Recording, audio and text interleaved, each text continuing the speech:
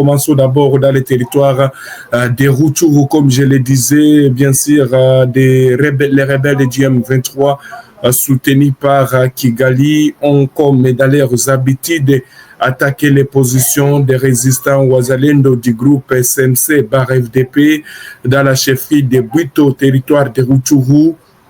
Cette information est confirmée par les porte-paroles du groupe SNC FDP dans la zone, et d'ailleurs qui indique que cette attaque des rebelles du M23 soutenue par les Rwandais a été repoussée vers Katiru.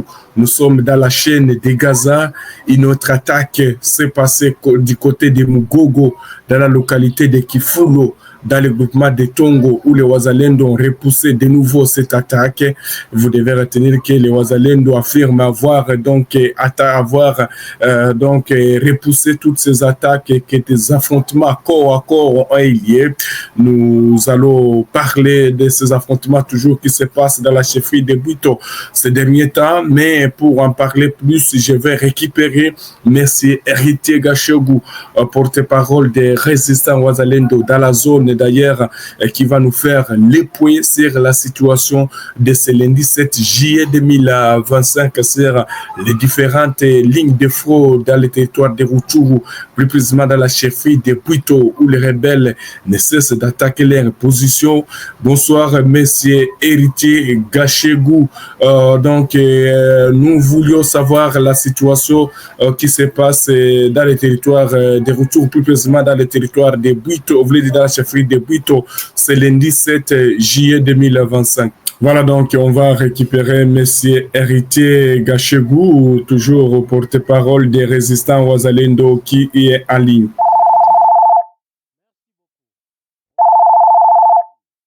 Merci beaucoup.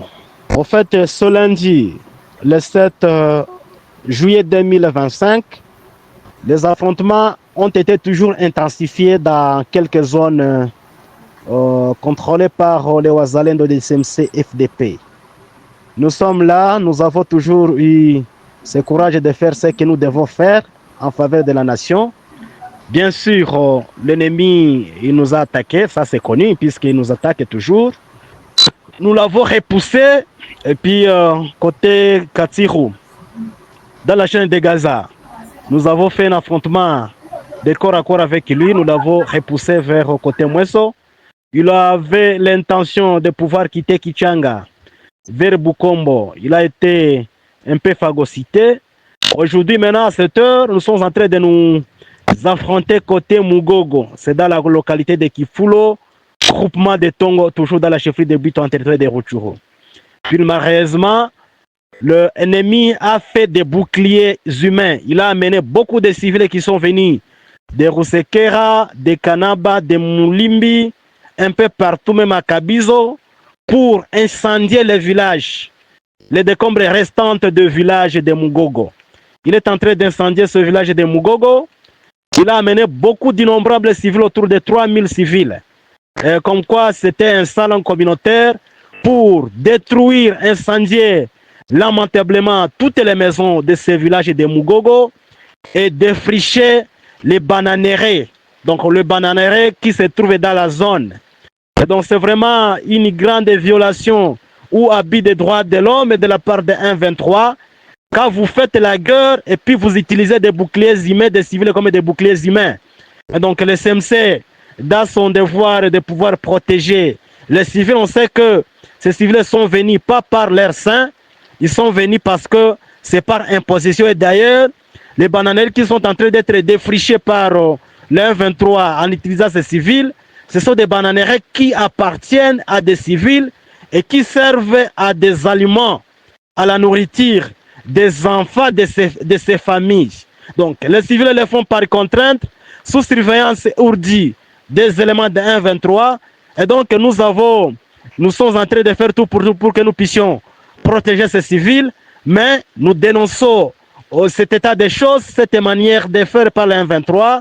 C'est vraiment bizarre, ça ne rentre pas dans le vrai sens des règles du droit international humanitaire, quand on utilise des civils dans les lignes de front, devant la guerre ou devant une autre force belligérante ennemie. Et donc, nous dénonçons cela Et nous condamnons cela. Et donc nous pensons que derrière, nous lançons ces cris d'alarme à tous ceux qui vont suivre votre micro, que demain ou après-demain, si le M23 continue à utiliser des civils comme des boucliers humains, le CMC va toujours se défendre. Il va toujours se défendre. Malheureusement, ce sont les civils qui vont ici combat. Merci beaucoup.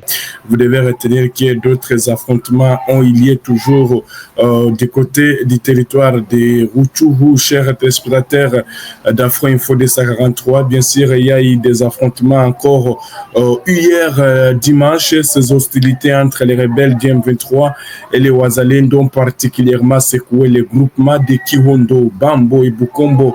Et d'ailleurs, des combats intenses ont été signalés samedi et hier dimanche dans les localités de Mubiribiru, groupement Kihondo ainsi que Bukombo, Kinjovu et Muku, groupement de Bukombo à Bambo. Au moins des bombes donc auraient tombé au centre du village Koza, donc déportant dégâts matériels. Je devais retenir que donc la situation est totalement compliquée dans les territoires de Rutshuru comme dans les territoires également donc de Walikale, où d'ailleurs des affrontements intenses sont rapportés chaque jour entre toujours les résistants Wazalendo et les rebelles du M23 soutenus par les Rwandais. Alors, on va se rendre du côté donc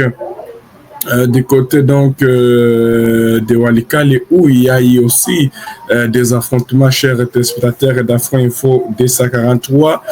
Je vous le disais donc, même dans la première édition, si vous nous aviez bien suivi, les rebelles du M23 qui se sont affrontés aux forces armées de la République démocratique du Congo sur la colline de Fungura. Pour l'instant, difficile de dire qui contrôle cette colline. Alors, on va prendre la direction du territoire de Walikale, où la situation sécuritaire demeure volatile dans la localité de Munzoa, groupement de Kisimba, dans le territoire de Walikale, au nord, qui voit l'origine des affrontements à répétition entre les groupes armés FPP AP de Kasereka Kabido, donc un groupe de défense locale non encore identifié. Selon des sources locales, la semaine dernière, les deux groupes se sont affrontés à Fatoua, à Kitoa, occasionnant les déplacements des habitants de ces deux villages vers la forêt et d'autres dans les territoires de Lubero voisins.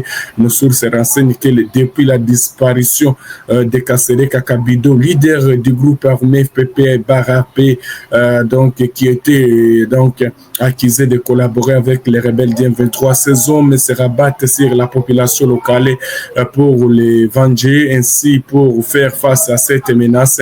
Certains jeunes de la localité Munzoa se sont constitués en groupe de défense en fait de combattre les hommes de Kabido. Conséquence, des villages restent désertés, des écoles et structures sanitaires fermées. Vous devez retenir que ces derniers temps, toujours les combats forage dans ces territoires de Rutshuru, de Walikale.